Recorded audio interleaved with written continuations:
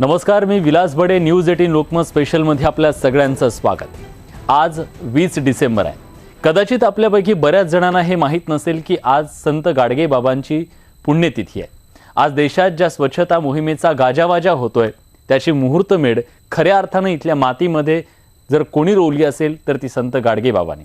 तो विचार, तो संस्कार आपल्या मातीत रुजवण्याचं काम गाडगे बाबांनी केलं.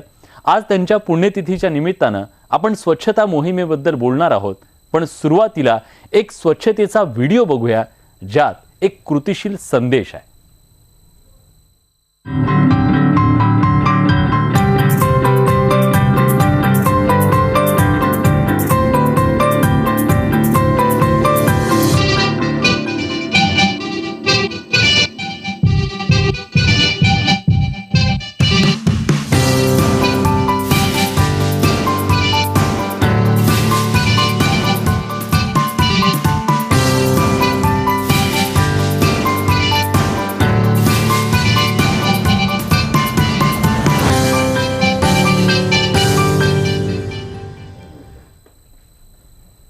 हे सगळं बघितल्यानंतर तुम्हाला वाटत असेल की जर या कावळ्याला कळत असेल तर आपल्यातल्या काही लोकांना अजूनही स्वच्छतेचं महत्त्व का कळत नसावं.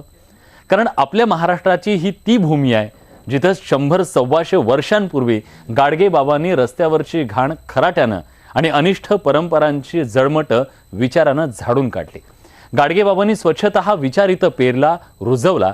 त्याचं महत्त्व आज लोकांना पटतंय, पण अजूनही काही लोकांना मात्र ते उमगत नाही.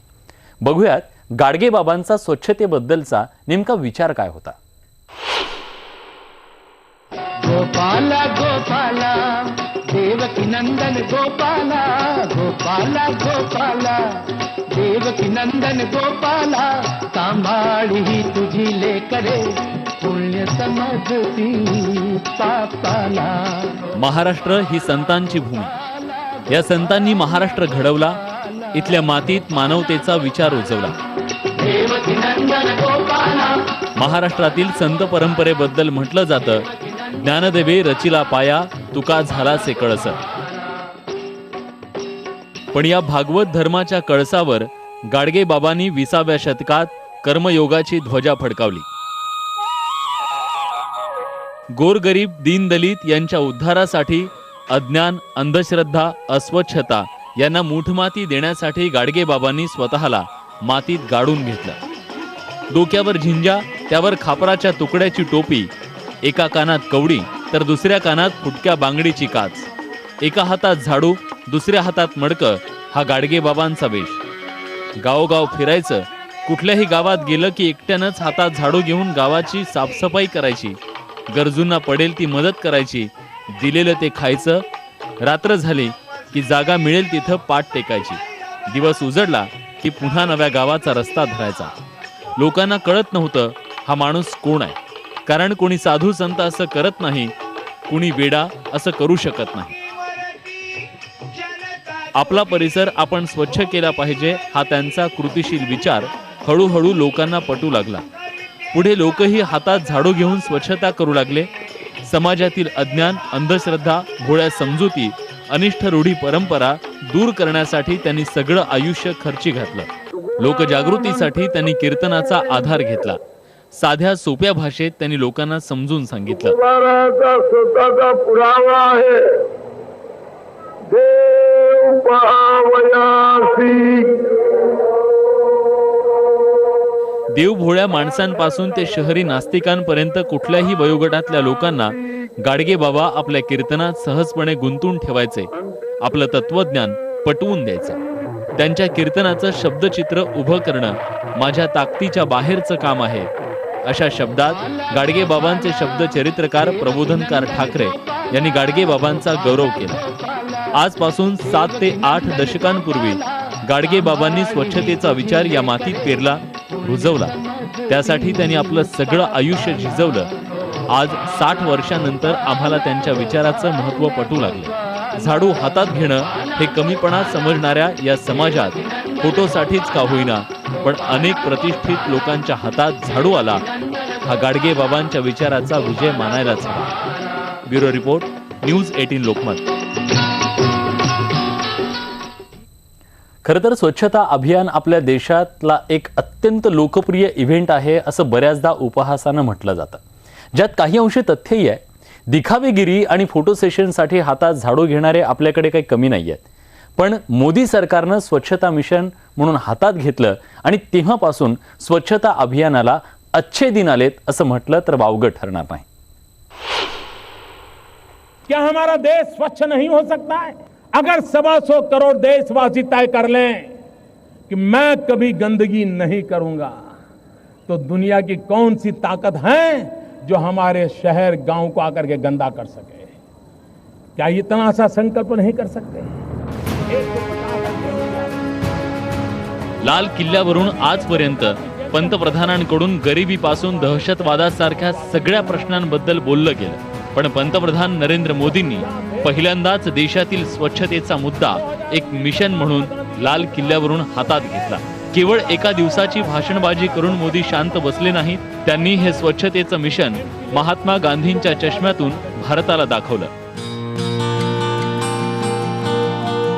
आपला देश अनुकरण प्रिय आहे हेच ओळखून मोदींनी अनेक सेलिब्रिटींना या मिशनमध्ये सामील होण्याचं आवाहन केलं. मग काय, सगळे झाडून नेते कामाला लागले, अगदी विरोधकही.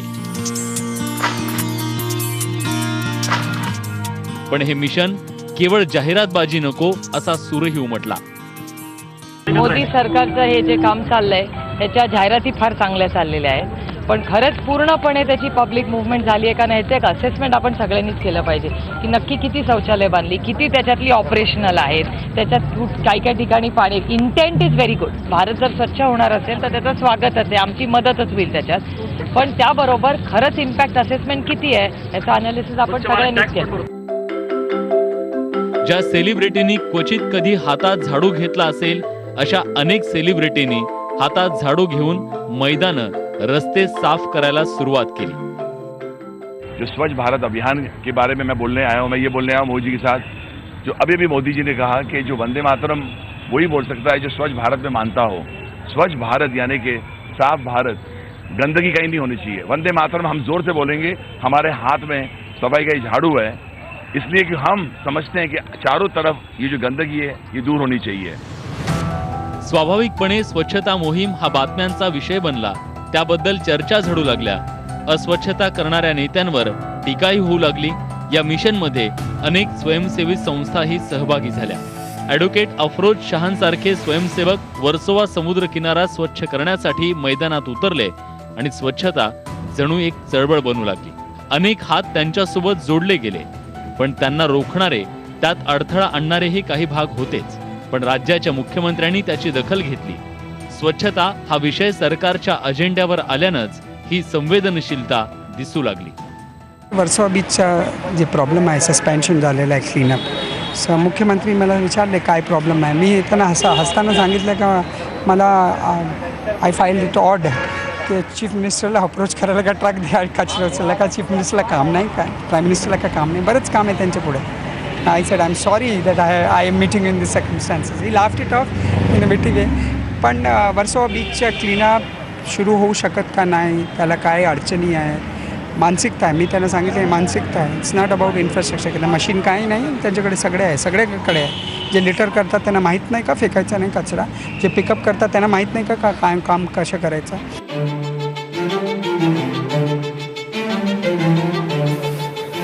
स्वच्छ भारत अभियानाला नागरिकांचीही साथ मिळाली. छोट्या छोट्या ग्रुपने त्यासाठी पुढाकार घेतला जाऊ लागला. कोणी किल्ला स्वच्छ केला तर कोणी आपला परिसर.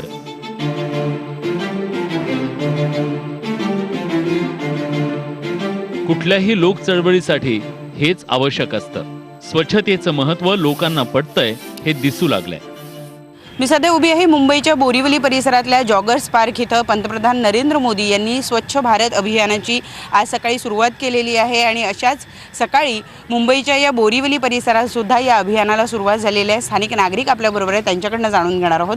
आप बताइए कि किस तरीके से ये जो मुहिम है पूरी मुंबई में चलाई जाएगी. आप कोशिश कर रहे हैं कि बोरिवली का परिसर जो है वो साफ़ हो. देखिए, बोरीवली के परिसर के लिए सबसे पहला हम सभी से अनुरोध करते हैं कि गंदगी हम स्वयं ना करें.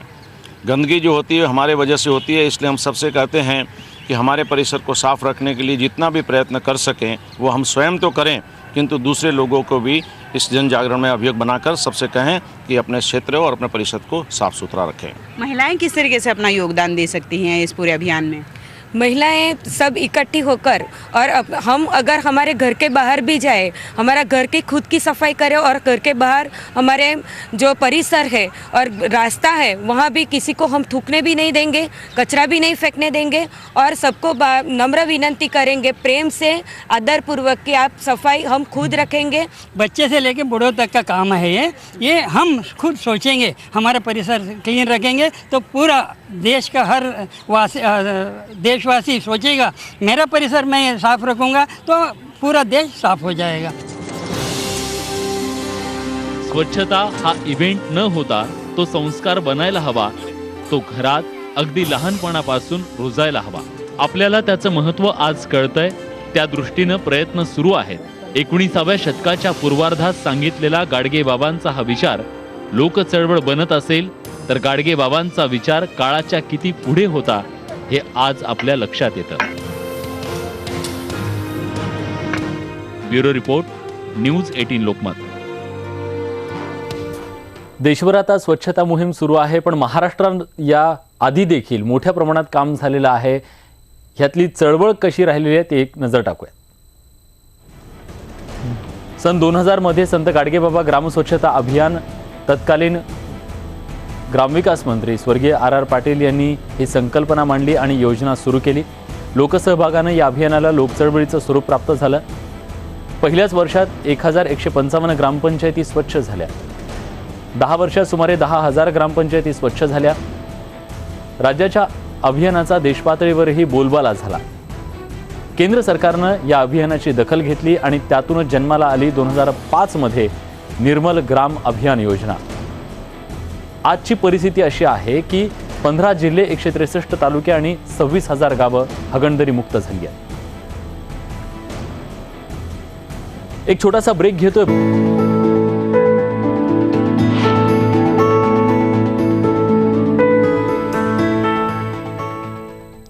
ब्रेक नंतर तुमचं पुन्हा एकदा स्वागत। आपण स्वच्छतेबद्दल बोलतोय। या सगळ्या विषयाच्या संदर्भात बोलण्यासाठी आपल्यासोबत कृतिशील आवाज आहे। पोलीस उपायुक्त हरीश बैजल आपल्यासोबत आहेत। सर, सरकारनं स्वच्छता हा मुद्दा अजेंड्यावर घेतलेला आहे, तुम्हाला काय वाटतं, नेमका त्याचा किती फायदा आपल्याला होतोय? एक चांगली संस्कृती रुजवायला लागलेली आहे आणि जे आपण नेहमी म्हणतो की सिंगापूरला गेलो किंवा मग युरोपमध्ये गेलो तर तिथली जी स्वच्छता आपल्याला दिसते, कदाचित 2-3 वर्षानंतर भारताबद्दल पण लोक तसंच बोलायला लागतील किंवा भारतामध्ये गेलो तर सगळीकडे रस्ते स्वच्छ होते, नंतर मग lanes, by lanes, bus stand, railway station, हे सगळा परिसर स्वच्छ होता। 2-3 वर्षानंतर ते शक्य पण आहे ना, आपण त्याची सुरुवात कुठं ना कुठंतरी व्हायला पाहिजे ना। जर सुरूच नाही केलं तर ते कधीच हासिल होणार नाही। नक्कीच त्याची सुरुवात कुठेतरी झालेली आहे, पण बैजल सर, तुम्ही सुद्धा एक मोहीम हाती घेतली आहे, कळसुबाई शिखर परिसर स्वच्छ करण्याचं अभियान हाती घेतलंय। हे अभियान नेमकं काय आहे आणि ते सुरू करावं असं का वाटलं? मागच्या महिन्यामध्ये मी एव्हरेस्ट बेस कॅम्पला गेलो होतो नेपाळमध्ये आणि तिथे मी जे पूर्ण 14 दिवसांचा जो ट्रेक होता त्या पूर्ण रूटवरती जागोजागी डस्टबिन्स त्यांनी लावलेले होते आणि म्हणजे एक स्पेसिफिक डिस्टन्सवरती 500 किंवा 700 मीटरवरती आणि ते सुद्धा उंचीवरती आणि ते डस्टबिन्स लावलेले होते आणि ते जातीने ते साफ करण्यात येत होते। जर ते एक 17,500 फीटच्या उंचीवर पर्यंत जर ते डस्टबिन लावू शकतात तर तसं आपल्याकडे का नाही होऊ शकत? म्हणून मग मी जेव्हा कळसुबाईला गेलो होतो तर कळसुबाईला बघितलं की तिथे सगळीकडे प्लास्टिकचे बॉटल्स, वेफर्सचे पाकिट किंवा मग माणिकचंद, रजनीगंधा याच्या पुड्या सगळीकडे अस्तव्यस्त पडलेल्या आहेत आणि ते बघायला किती ते घाणेरडं वाटतं ते। म्हणून एक विचार आला मनामध्ये की आपण कळसुबाई म्हणजे आपला महाराष्ट्राचं शान आहे, सर्वात उंच शिखर आहे आणि याची एक साफसफाई मोहीम आपण हाती घेऊ। म्हणून 23 तारखेला आम्ही पहिल्यांदा त्या ठिकाणी जाणार आहे आणि जवळपास 100 व्हॉलंटियर्स आमच्या सोबत राहतील। त्या रूटवरती कुठेही सध्या बोर्ड नाही आहेत किंवा कचरा फेकू नका किंवा लिटर करू नका, तर एक पहिला टप्पा म्हणून आपला एज्युकेशनचा आहे, तर तिथे आम्ही एज्युकेटिव्ह बोर्ड्स लावणार आहोत आणि माझी अशी धारणा आहे की जर आपण लोकांना एज्युकेट केलं की तुम्ही घाण करू नका आणि तर बहुतेक लोक त्याचं पालन करतात। एज्युकेट केल्यानंतर त्यांना पर्याय देणं आवश्यक आहे, म्हणून सेकंड स्टेपमध्ये आपण त्या बोर्ड्सला जोडूनच तिथे गार्बेज बिन्स आपण लावणार आहोत। नक्कीच, आणि तुमच्या या सगळ्या अभियानाला आमच्या शुभेच्छा। धन्यवाद तुम्ही दिलेल्या सगळ्या सविस्तर माहितीबद्दल। प्रतिष्ठित लोकांनी हातात झाडू घेतला की त्याची बातमी होते, पण त्यांनी हातात झाडू घेतल्यानं रोज आपली घाण स्वच्छ करणाऱ्या हातांना प्रतिष्ठा मिळत नाही, हे इथलं वास्तव आहे। ज्या समाजाचा उद्धार व्हावा यासाठी गाडगेबाबांनी आयुष्य खर्ची घातलं, त्या समाजातील सफाई कामगार खरे स्वच्छता दूत आहेत। या स्वच्छता दूतांची अवस्था काय आहे जाणून घेऊया।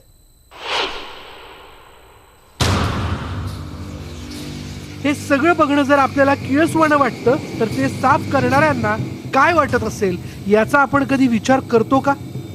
हे सगळं घडतंय तुमच्या आमच्या आजूबाजूलाच। हे सगळं साफ करणारे हातही आहेत तुमच्या आमच्या सारख्या माणसांचेच, पण यात माणूस पण कुठे आहे?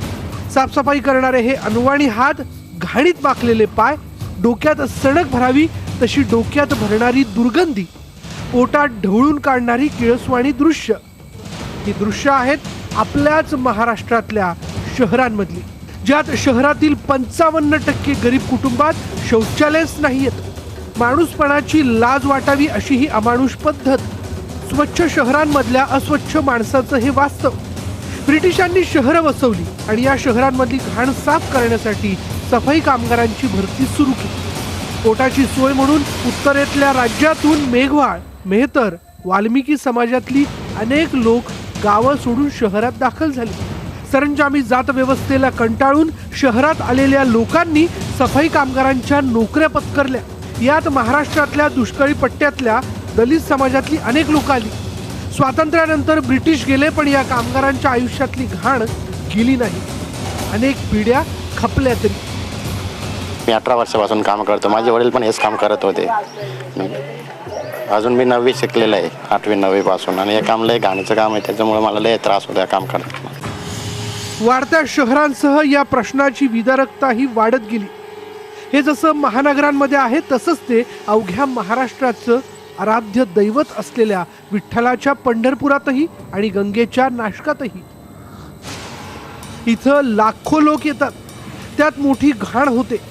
ही घाण साफ करण्यात या कामगारांनी आयुष्य घालवलं। मी कमीत कमी 12-13 वर्षाचं असताना जुना नाशिक आहे, तिकडे मी माझ्या मावशी नाही बरोबर त्यावेळी टोपली संडास होते। घराघरामध्ये वाड्यावाड्यामध्ये अंधार राहायचा, त्यावेळी आम्ही 4-4:30ला जाऊन त्या अंधारामध्ये हाताने मैला घ्यायचो आणि हाताने मैला काढून त्या मैला ढोलमध्ये टाकायचो। गाडगेबाबांनी स्वतः हातात झाडू घेतला आणि झाडू घेणं कमीपणाचं नाही हे सांगितलं, पण आपल्याला ते पटलं का हा प्रश्नच आहे। कारण घाण करणारे हात आपले असतात आणि ती साफ करणारे कोणाचे याचं आपल्याला सोयरसूतक नसतं। समाजात या हातांना ना मान असतो ना सन्मान। मॅनहोलमध्ये गुदमरून मरणाऱ्यांच्या बातम्या कुठल्या तरी कोपऱ्यात येतात।